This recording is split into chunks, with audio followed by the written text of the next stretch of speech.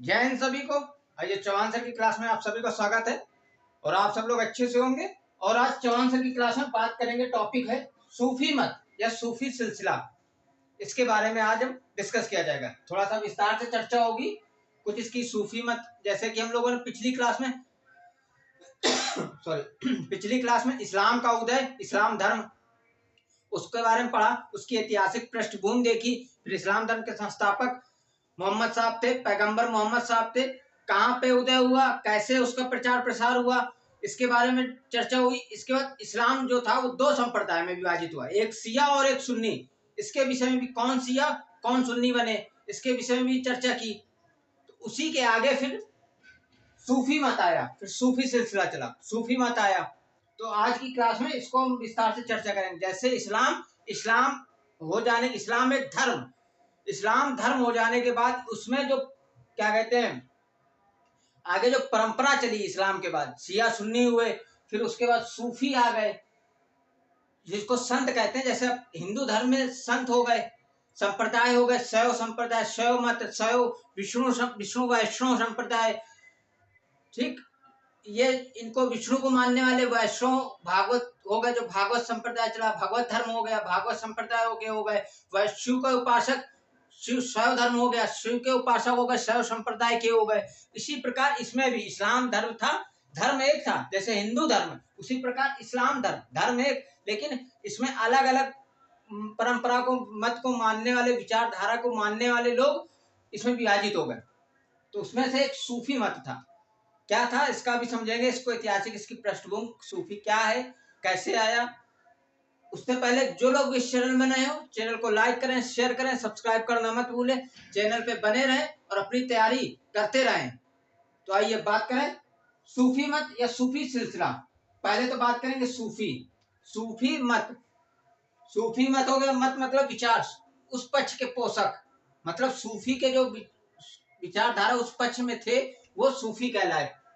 इसमें जो सूफी सिलसिला लिखा हुआ है, ये सूफी सिलसिला, सूफी एक अलग हो गया, सिलसिला अलग हो गया, ये दो भाग हो गए यहाँ पे।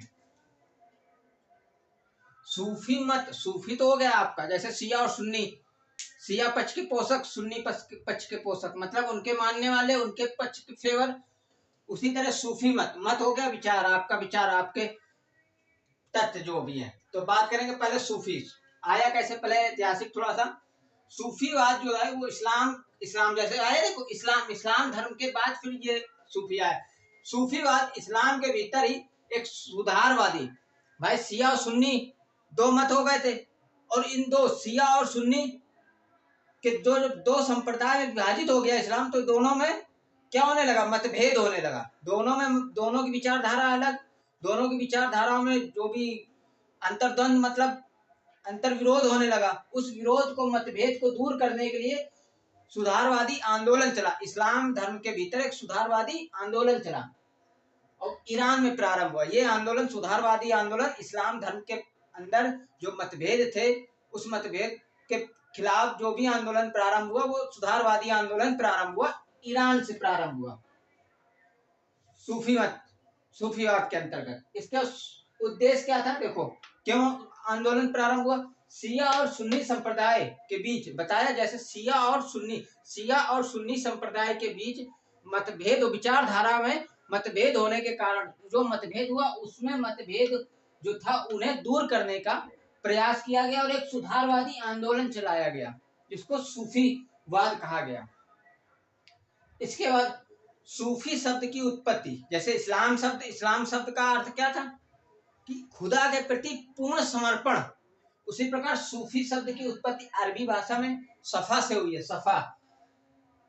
सूफी शब्द की जो उत्पत्ति हुई है वो सफा, अरबी भाषा एक अरबी शब्द है, सफा से हुई है, सफा। और इसका अर्थ होता है जो अध्यात्म, पवित्र।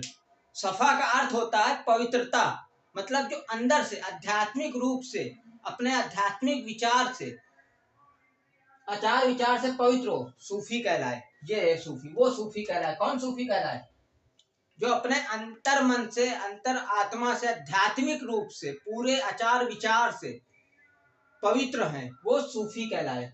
सूफी एक अरबी भाषा का शब्द सफा से बना, सूफी अरबी भाषा शब्द सफा से सूफी बना। तो ये हो गया आपका सूफी। क्यों आया सूफी? क्योंकि जो शिया संप्रदाय और सुन्नी संप्रदाय में जो विचारधारा में आपस में मतभेद होने के कारण एक सुधारवादी ईरान में आंदोलन चला। उस सुधारवादी आंदोलन का पोषक कौन था? सूफी था। सूफीवाद। सूफी अरबी भाषा का एक शब्द सफा से बना सूफी, और सफा का अर्थ होता है कि पवित्रता, जो अंतर मन से आध्यात्मिक रूप से आचार और विचार, मतलब अंतर मन से भी और बाहर से भी पूरी तरह से पवित्र हो, वो सूफी कहलाए। अब इस समय तक ये जो दौर चल रहा था, उस समय तक एक पुरातन पंथी जो पंथ है, पुरातन मतलब सबसे प्राचीन पंथ जो था, उस विचारधारा का जन्म हुआ जो कुरान और हदीस पर आधारित था। कुरान इस्लाम का बताया, जैसे इस्लाम धर्म के बाद कुरान की रचना मोहम्मद साहब ने की और उसमें अपनी शिक्षाओं को संकलित किया, अपने विचारधारा को संकलित किया। तो वो जो पुरातन पंथ विचारधारा के लोग थे, वो कुरान और हदीस पर आधारित थे। इसके बाद एक परंपरावादी विचारधारा की जो परंपरा चलती आ रही है, हम उसी पर चलेंगे। विचारधारा की रचनाओं में इस्लामी कानून को 4 विचारधारा में विभाजित किया। इसमें हनफी विचारधारा सबसे उदारवादी थी। हनफी विचारधारा सबसे उदारवादी थी। इसके बाद देखिए, पुरातन पंथी विचारधारा, परंपरावादी विचारधारा जो मतलब प्राचीनतम उसमें थे, पुरातन में थे, वो परंपरावादी जो परंपरा से पीढ़ी दर पीढ़ी परंपरा चली आ रही है, उस विचारधारा के लोग। इसके बाद तीसरी आ गई रहस्यवादी विचारधारा। रहस्यवादी विचारधारा का जन्म हुआ, इस्लाम के अंतर्गत हुआ, और इस रहस्यवादी विचारधारा के अंतर्गत ही सूफी का जन्म हुआ। सूफी आया, सूफी का जन्म हुआ। सूफी में महिला रहस्यवादी सूफी रबिया, ये 8वीं सदी के आसपास। इसके बाद मंसूर बिन हल्लाज, ये 10वीं शताब्दी के आसपास हुए। ये सूफी संत थे। महिला सूफी रबिया, ये 8वीं शताब्दी के आसपास। मंसूर बिन हल्लाज 10वीं शताब्दी के आसपास ये सूफी संत हुए। इन सूफियों ने क्या किया? ईश्वर, खुदा और लोगों के बीच एक प्रेम संबंध स्थापित किया, और प्रेम संबंध खुदा और लोग व्यक्ति के बीच जो संबंध बनाया गया, वो प्रेम के माध्यम से बनाया जाए, उस पर इन्होंने जोर दिया, बल दिया है। इसके बाद रहस्यवादी जो विचारधारा के जो ये था रहस्यवादी, इससे सूफी बने, ये सर्वेश्वरवादी थे, मतलब सभी में विश्वास करते थे। इसमें सर्वेश्वर थे। ये सर्वेश्वर दृष्टिकोण के कारण परंपरावादी, जो परंपरा से पीढ़ी दर पीढ़ी परंपरा चली आ रही, उन विचारधारा के लोग और रहस्यवादी विचारधारा के लोगों में संघर्ष उत्पन्न, मतभेद होने लगा, संघर्ष उत्पन्न होने लगा। परंपरावादियों ने अफवाहों के बल पर क्या किया? सूफी संत मंसूर बिन हल्लाज को फांसी पर चढ़वा दिया, फांसी लगवा दी, इनको फांसी पर लटकवा दिया। इसको मंसूर बिन हल्लाज को, क्योंकि ये कहाँ के थे? रहस्यवादी विचारधारा के परंपरा के थे, जिससे सूफी बने थे, सूफी बने जाके। और परंपरावादी विचारधारा में इस्लामी कानून पर विचार जोर दिया, और ये परंपरा पीढ़ी दर पीढ़ी जो परंपरा चली आ रही, उस पर विचार मत के पोषक थे। तो इनको दोनों में, परंपरावादी और रहस्यवादी, इन दोनों में विचारों को में संघर्ष हुआ, मतभेद हुआ, संघर्ष हुआ। क्यों? क्योंकि जो रहस्यवादी थे, उनका जो विचार था वो सर्वेश्वरवादी था, मतलब ये सर्वेश्वर दृष्टिकोण के थे, सभी पर विश्वास। और परंपरावादी जो परंपरा से चलता आ रहा है, तो इनके विचारों में मतभेद हुआ, संघर्ष हुआ। संघर्ष के दौरान परंपरावादियों ने अफवाहों के बल पर क्या किया? मंसूर बिन हल्लाज को फांसी पर लटकवा दिया। इसके बाद अल गज्जाली, ये 12वीं शताब्दी में, अल गज्जाली 12वीं शताब्दी में रहस्यवादी और इस्लामी जो ये परंपरावादी विचारधारा थे, इनके बीच जो ये मतभेद था, उस मतभेद को समाप्त करने का प्रयास किया, और मेल कराने का प्रयास किसने किया? अल गज्जाली ने किया। इसके बाद भारत में दिल्ली सल्तनत की स्थापना से पूर्व ही सूफी सिलसिले का आगमन हो चुका था। कैसे हुआ था भी बताते हैं। दिल्ली सल्तनत पर जो गुलाम वंश, तमाम वंश आए, तो मतलब ये कहने का कि जो भी वंश चले, दिल्ली सल्तनत स्थापित हुई, दिल्ली सल्तनत चली, सुल्तान था, जो भी बनता था वो सुल्तान अपने आप को घोषित करता, तो दिल्ली सल्तनत बना। दिल्ली सल्तनत बनने से पहले ही सूफी सिलसिला भारत में आ चुका था। सूफी सिलसिला, सूफी मत भारत में आगमन कर चुका था। 12वीं शताब्दी में सूफी संप्रदाय 12वीं शताब्दी के आसपास सूफी संप्रदाय भारत में 12 सिलसिले में विभाजित हुआ। 12 सिलसिले में विभाजित हुआ। बात करेंगे अभी सिलसिले। भारत में आया दिल्ली सल्तनत से पहले किसके समय आया? देखो, 12वीं शताब्दी में सूफी संत शेख मोइनुद्दीन चिश्ती प्रमुख थे। सूफी सिलसिलों में सबसे प्रमुख शेख मोइनुद्दीन चिश्ती थे और इन्होंने पृथ्वीराज चौहान के समय भारत में प्रवेश किया और अजमेर को अपना निवास स्थान बनाया था। और अजमेर शरीफ के रूप में इनकी जो वहां पे अजमेर शरीफ प्रमुख था, अजमेर में इन्होंने अपना अजमेर में एक निवास स्थान अजमेर को बनाया। इसके बाद ये अजमेर शरीफ के नाम से प्रसिद्ध हुआ जो बाद में, लेकिन कब आए, किसके समय? पृथ्वीराज चौहान के समय आए और अजमेर को अपना निवास स्थान बनाया था। किसने? सूफी संत शेख मोइनुद्दीन चिश्ती। अब बात करें, इधर देखिए, सिलसिला जैसे सूफी का अर्थ क्या है? सूफी सफा से बना है, अरबी भाषा सफा से बना है और जिसका अर्थ होता है पवित्र, पवित्रता, अंदर से भी पवित्र और बाहर से भी पवित्र, पूरी तरह से पवित्र हो, आध्यात्मिक रूप से, आचार विचार से पवित्र हो, सूफी कहलाए। अब सिलसिला का अर्थ होता है जंजीर, श्रृंखला, चैन, मतलब श्रृंखला, चैन, जंजीर के माध्यम से, मतलब जुड़ कर रहना, बांध कर रखना, तब ये सूफी सिलसिला कहलाए। सिलसिला जो क्या है समझिए, जंजीर अर्थ समझिए। यहाँ पे सिलसिले का अर्थ है जंजीर, श्रृंखला, चैन। क्यों? अर्थात जो शेख और मुरीद के बीच मत एक निरंतर रिश्ते का द्योतक हो, रिश्ते का प्रतीक हो, रिश्ते को बांध कर चले। किसके बीच? शेख और मुरीद, मतलब शेख हो गया गुरु, मुरीद को कहते हैं शिष्य, पीर और मुरीद, पीर को गुरु और मुरीद को शिष्य कहते हैं। तो मतलब गुरु और शिष्य के बीच जो एक रिश्ता है, उस रिश्ते को निरंतर बांध के, लगातार वो बना रहे, उसको बांध कर किसी एक जंजीर के माध्यम, चैन, एक श्रृंखला के माध्यम से, चैन के माध्यम से बना के रखे, बांध कर रखे, उसका प्रतीक होता है सिलसिला। इसलिए क्या कहला? सूफी सिलसिला। सिलसिले का अर्थ समझ में आ गया।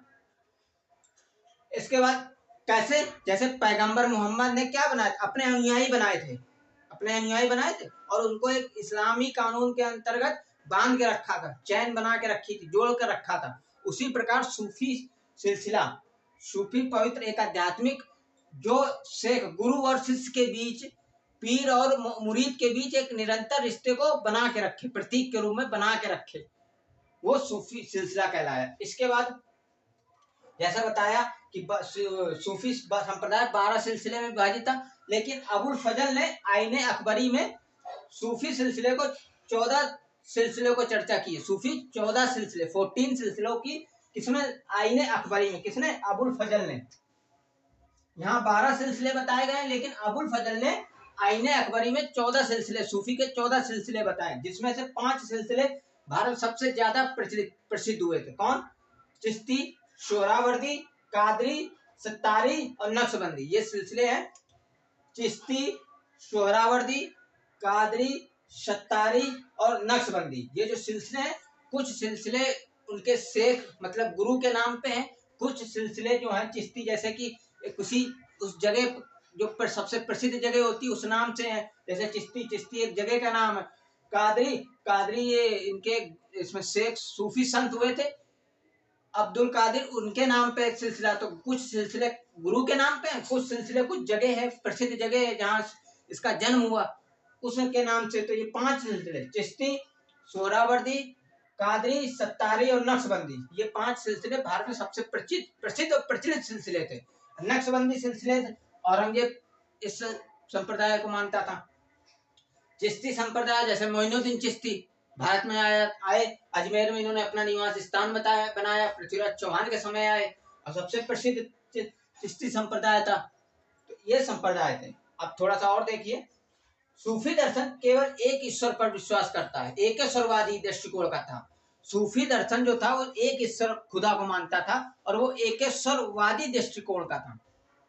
सूफियों का जीवन सादा था, मूर्ति पूजा में, जैसे पैगंबर मोहम्मद भी मूर्ति पूजा और अंधविश्वासों का उन्होंने विरोध किया है, तो सूफी भी मूर्ति पूजा में विश्वास नहीं करते थे और ये संगीत और गायन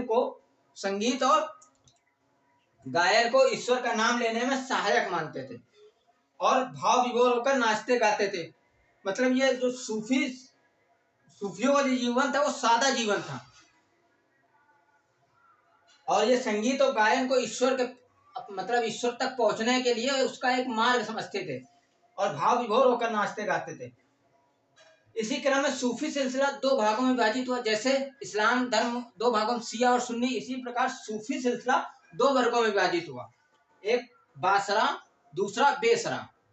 बासरा मतलब वो जो इस्लामी कानून को मानते थे, जो इस्लामी कानून को मानते थे, जो इस्लामी कानून से बंधे होकर अपने संप्रदाय का आगे प्रचार प्रसार करे, वो क्या कहलाए? बासरा कहलाए। जो इस्लामी कानून से बंधे हुए, इस्लामी विधि के अंतर्गत रहकर अपने विधान को आगे बढ़ाना, वो बासरा कहलाए। बेसरा, बेसरा वे जो इस्लामी विधान, इस्लामी कानून को नहीं मानते थे, वो बेसरा कहलाए। ये थे। ये सूफी में दो वर्ग में विभाजित हुआ था, बासरा और बेसरा। जैसे इस्लाम विभाजित हुआ शिया और सुन्नी। शिया जो उनके उत्तराधिकारी अली और हसन और हुसैन को मानते थे, सुन्नी जो उनके अनुयायियों को ही योग्य उत्तराधिकारी के रूप में बनाना चाहते थे, अबू बकर, उमर और उस्मान। उसी प्रकार सूफी सिलसिला भी दो भागों में विभाजित हुआ। बासरा जो इस्लामी कानून को मानते थे, इस्लामी कानून विधि के अंतर्गत रहकर अपने विधान को आगे बढ़ाना। बेसरा जो इस्लामी विधान को, कानून को नहीं मानते थे, वे बेसरा कहलाए। तो ये आपके सूफी। और इसके बाद इसमें चिश्ती, सोहरावर्दी, कादरी, सत्तारी और नक्शबंदी, ये संप्रदाय भारत में प्रचलित हुए थे। तो ये था आपका सूफी मत और सूफी सिलसिला। इनके पीर, इनके भी पीर हुए, मतलब गुरु हुए चिश्ती, शेख मोइनुद्दीन चिश्ती। इसके बाद शेख सलीम चिश्ती, फतेहपुर सीकरी में इनकी वो बनी हुई है।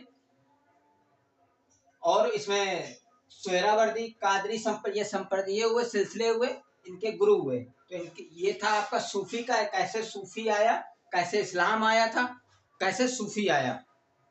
ये आपका इसकी धार्मिक आंदोलन के एक सूफी आंदोलन का एक पृष्ठभूमि होगी कि कैसे सूफी मत आए, सूफी क्या है, कैसे सूफी आए। जैसे इस्लाम था सूफी, और ये सूफी के ये सब सिलसिले हैं। सिलसिले मतलब चैन, श्रृंखला बना के रखना। तो उसमें चिश्ती, सोहरावर्दी, कादरी, सत्तारी और नक्शबंदी। शेख सलीम चिश्ती, शेख मोइनुद्दीन चिश्ती, ये सबसे महत्वपूर्ण और प्रसिद्ध शेख हुए, संत हुए इसमें। तो ये थे आपके सूफी।